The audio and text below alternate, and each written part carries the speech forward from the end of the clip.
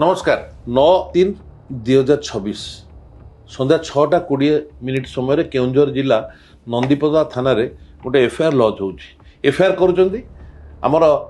कांग्रेस रो पूर्वतन सभापति जयदेव जेना महोदय से कैबिनेट मिनिस्टर केउंझर जिलार लोक ठीक यही भली एक एफआईआर हेइतला गत फेब्रुआरी मासरे पुणी एबे हला।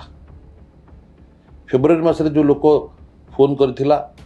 से जेल रे अच्छी एबे जो व्यक्ति व्हाट्सएप रे ताको मेसेज देइची प्रथमे 2-3 थर फोन करिची से जेतु अननोन नंबर बेली धरि नाहंती तापर गोटे व्हाट्सएप मेसेज देइची आपनको मारी देबी आपनको देखि देबी विभिन्न प्रकार खराब भाषा कही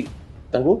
गाली गुलज मध्ये से व्हाट्सएप रे हेइची बारंबार काहे होउची एटा निश्चित भाव रे लोकन मन रे कोठी ना कोठी उंखी उठिथो। ए द्वितीय जो फोन आसिला तापर व्हाट्सएप आसिला सेटा केतेबेले हला जेतेबेले एबे केउंझर जिलार जी कांग्रेस सभापति अच्छा मनोज जेना महोदय से एक पब्लिक मीटिंग अरेंजमेंट कले पब्लिक मीटिंग कले जो थे आमर प्रिय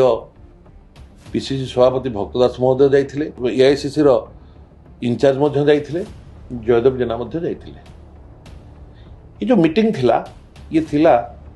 विशेषकर माइंस मानकर अनियमितता और पैसा कमेवा पैसा इनकम करने किभली भाव में लोक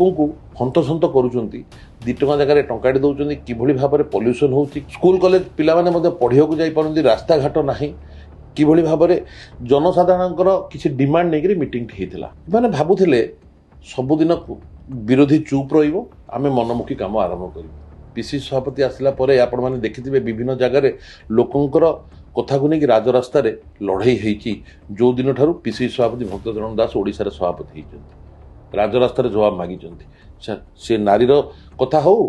बा से जेकोसी अन्याय विषय हो से राजरास्ता रे लड़ाई कर से लड़ाईटा बर्तमान केउंझर जिला को गला सेठारे जयदेव जेना मुख्यमंत्री पाख लोक विषय जो मैंने माइंस टाकू खोल कर चोरी कर बिकी साइले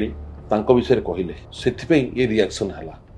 ता माने कौन केही क्या विषय कहबेनी आपण जहाँ करिया कथा करिवे लोक सेठी हंतसंत हेबे नेता माने चुप रहिबे जदि नेता माने चुप रहिबेनी मुह खोलिबे ताले तांको धमकपूर्ण चिट्ठी आसो आ से भी चुप रहिबे पुलिस बाबू माने मध्ये चुप रहिबे। ये 9 तारिख रे एफआईआर हेछि आज हेलानी 22 तारिख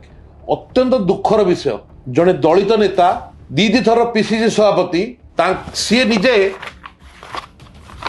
एफआईआर करूचंती एफआईआर लॉज होउची सत किंतु 9 तारिख रु 22 तारिख हो जाए कार्यानुष्ठान ग्रहण करा जाई पारु नहीं ता माने कौन एसपी चुप आईजी चुप